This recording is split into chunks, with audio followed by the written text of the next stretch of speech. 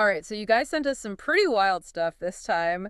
And, well, we're diving deep into reincarnation today. Oh, wow. Yeah, with this YouTube video called The Scientific Proof That Reincarnation Exists. Okay. It's from a channel called Nude Project. And what's really interesting is our source is a medical doctor. Hmm.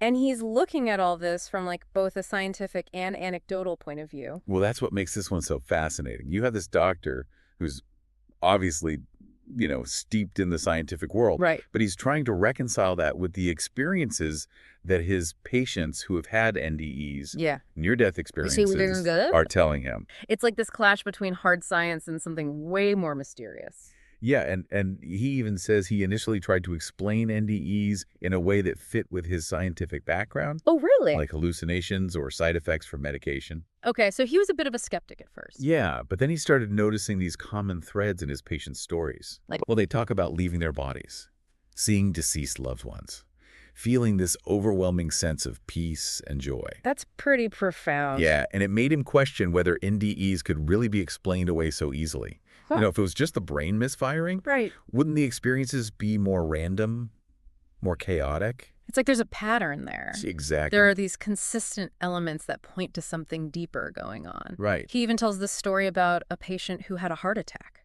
Hmm. and was technically dead for a little bit. Oh, well. They revived him, of course. Yeah. But what struck the doctor was how vivid and detailed the man's account of his NDE was. Mm-hmm. It wasn't just a bunch of random images. It was this coherent narrative that really left a mark on him. It's in those moments when you hear those firsthand accounts that the limits of a purely scientific explanation become so clear. Yeah. The doctor even talks about how frustrating it was, like he was hitting a wall with his understanding of the world. So what did he do? Well, he did what any good scientist would do. He started digging into the research. Okay, now we're getting somewhere. So he starts looking into the scientific studies on reincarnation. Exactly. And that's where things get really interesting. Oh, bet. This is where he brings in the work of Dr. Ian Stevenson, Okay. who dedicated his whole career to studying past life memories, Really? especially in children. And Dr. Stevenson documented some pretty mind-blowing cases. Like what kind of cases? Well, there was this one about a young boy who vividly described a past life as a pilot. Wow. He even remembered details about the plane he flew, which they were able to verify later. Wait, are you saying there's actual research to support this? Well, scientific proof is a strong term. But Dr. Stevenson's work, along with studies on NDEs using fMRI technology, fMRI? What's that? it's a brain imaging technique. Oh, okay. It's pretty cool. Actually, these studies show that when people are describing their NDEs, there's a lot of activity in the hippocampus. The hippocampus. Yeah, part of the brain associated with memory. Oh, so it's like they're actually reliving those memories. It really does challenge the idea that NDEs are just hallucinations. That's incredible. So if consciousness can actually exist outside the body, what does that mean for death? Right. It raises some pretty big questions. So what did this doctor ultimately conclude about consciousness and the soul? Well, he draws from both science and philosophy, Okay. comparing his views to ancient Greek philosophers who believed death was a transition, not the end. So not like lights out, game over, but more like on to the next chapter. Exactly. He talks about the soul evolving over multiple lifetimes. Yeah. And how our actions in this life influence our future lives. Karma. Yeah, that's right. Wow, that adds a whole new level of responsibility to our choices, if we're accountable for our actions beyond this one life. It really does. And it seems to have deeply impacted the doctor's own life and how he sees death. How so? He talks about finding a sense of purpose and meaning in the idea that life is this continuous journey of learning and growth. That's amazing. It's like each life builds on the last one, contributing to something much bigger than we can even imagine. Right. And it completely reframes our understanding of what life is all about. Yeah, it's not just about success or material things anymore. It's about the evolution of the soul. Precisely. So profound. And incredibly liberating. And you know what's so cool about this idea of reincarnation? Yeah. It completely changes how we think about life's purpose. How so? Well, it's not about just achieving success or getting a bunch of stuff in this one life. Right. It's about the soul's evolution over many lifetimes. Yeah, it's like each life is a building block, Exactly. leading to something much greater than we can grasp right now. And that can be incredibly liberating. Oh, yeah. The doctor even talks about how studying this has helped him overcome his fear of death.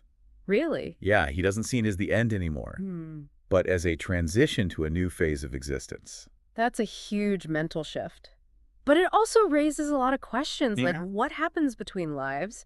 Does he give any insight into what that in-between state might be like? Well, he doesn't get too specific about the details of the afterlife, Okay. but he does mention that many of his patients who had NDEs, Right. they describe encountering a radiant light Right. or a sense of universal consciousness. So there's a possibility of some kind of transcendent experience. Mhm. Hmm. But what about heaven and hell? Does he believe in that? Or is that a completely different thing? He does touch on the concept of hells. He does. He draws on accounts from patients who've had terrifying NDEs. Oh, wow. And he suggests that those experiences might reflect unresolved trauma Okay. or, negative karma. But he frames it more as a state of consciousness rather than a literal place of punishment. So like our own internal state creates our reality. Yeah, even in the afterlife. That's fascinating. But what about judgment? Does he think we're judged after death? He doesn't really talk about divine judgment specifically. Okay. He focuses more on the natural consequences of our actions, both in this life and possibly future lives. So it's not about keeping score, but more about the idea that our choices have ripple effects. Yeah. They extend beyond ourselves, impacting the world around us, and maybe even shaping our future experiences. Exactly. He emphasizes that we're all part of this larger web of life, Right. and our choices contribute to the harmony or disharmony of the universe. That's powerful. But if we keep coming back again and again, Yeah, does that make this current life less important? that's a good question. Like, do our choices matter less if we essentially get a do-over? He actually says the opposite. He believes reincarnation makes our choices even more important. Really? If we're going to live countless lives, Yeah.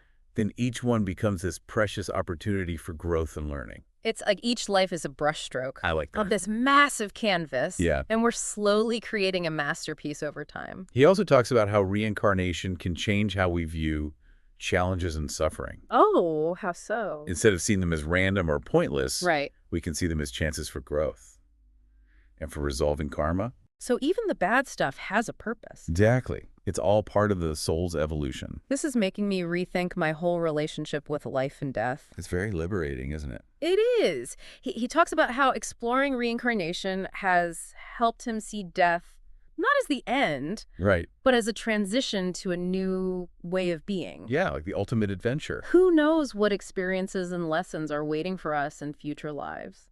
He leaves that open for us to think about, encouraging viewers to explore their own beliefs Right. and intuitions about what might be beyond this earthly experience. That's a great transition to our next topic.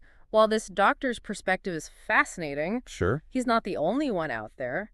Are there other perspectives on reincarnation? Do all cultures and religions see it the same way? Not at all. Beliefs about reincarnation are all over the place in different cultures and spiritual traditions. So it's not like a one-size-fits-all kind of thing. No. What are some of the big differences? Well, for instance, in some Eastern religions, like Hinduism and Buddhism, reincarnation is like a core belief. It's woven into everything they believe, and it's closely tied to karma Right. and this cycle of birth, death, and rebirth. The goal in these traditions is often to break free from that cycle, to reach a state of enlightenment. So it's not necessarily a good thing in itself. It's more like a step on the way to something bigger. Exactly. It's a process of refinement. Yeah. Then on the other hand, you have some spiritualist traditions where they see reincarnation more as this continuous process of soul growth, Interesting. coming back to earth to learn lessons, to grow spiritually, and to experience all the different aspects of reality. Like a cosmic curriculum. Yeah, I like that. Each lifetime offers its own unique challenges and learning opportunities. It seems like across all these beliefs, the common thread is that consciousness continues on after the physical body dies. Right. But the specifics of how that all works out can be very different. Absolutely. And even within a single tradition, there can be so many different interpretations and schools of thought. Oh, yeah, for sure. Reincarnation is a complex idea. Yeah. That has fascinated people for centuries. It's like peeling back the layers of a cosmic onion. Each layer gives us new insights. Right. And leads to even more questions. Speaking of questions, this doctor we've been talking about, he brings up some interesting ethical points. Oh, yeah. We talked about free will and karma earlier. But are there other implications or complexities we haven't really explored? Yeah, like, what if people believe they have multiple lifetimes to get things right? Could that make them less accountable in this life? That's a good point. Some people might argue that it could lead to complacency or even justify doing bad things. Right. Like, I'll just make it up in my next life. Exactly. But we have to remember that even in traditions where they believe in reincarnation, Yeah. there's a huge emphasis on ethical behavior. Exactly. I'm living a virtuous life right now. So it's not a free pass to do whatever you want, No, not at all. The consequences still matter. even if they might play out over multiple lifetimes. Right. And it's also important to remember that throughout history, spiritual beliefs have sometimes been used to control or exploit people. Oh, that's true. We should always be critical and use our best judgment when it comes to any belief system, reincarnation included. Absolutely. Yeah. We should be wary of anyone who claims to have all the answers, Right. or who uses these ideas to manipulate others. It's all about engaging with these ideas thoughtfully and respectfully, Yeah. and recognizing that ultimately each person has to figure out what resonates with them Right. and come to their own conclusions. This whole deep dive has been pretty mind-blowing. Oh, yeah, it has. It's made me question everything I thought I knew about life and death Right. and consciousness. What really struck me was the doctor's passion for this topic Yeah. and how strongly he believes that understanding reincarnation can change how we live our lives. I agree with that. Whether or not you believe in reincarnation personally, Right. it makes you think about the meaning of life, the nature of consciousness, and our connection to each other. He's basically saying there might be more to reality than what we can see. Right. That our journey doesn't end with the death of the physical body. It's definitely a hopeful and inspiring message. It is. It makes you think, if reincarnation is real, how does that change our relationships, Yeah. our work, our impact on the world, how we see our own mortality? Those are some big questions. This deep dive has definitely opened up a whole new world of possibilities and perspectives. That's what makes these deep dives so great. They really are. It's not about finding all the answers. It's about expanding our minds, Right. challenging our beliefs, Yeah. and embracing the mysteries that make life so interesting. I love that. For everyone listening, we hope this deep dive has made you curious too and inspired you to keep exploring these questions, keep questioning, keep exploring, and until next time, keep diving deep.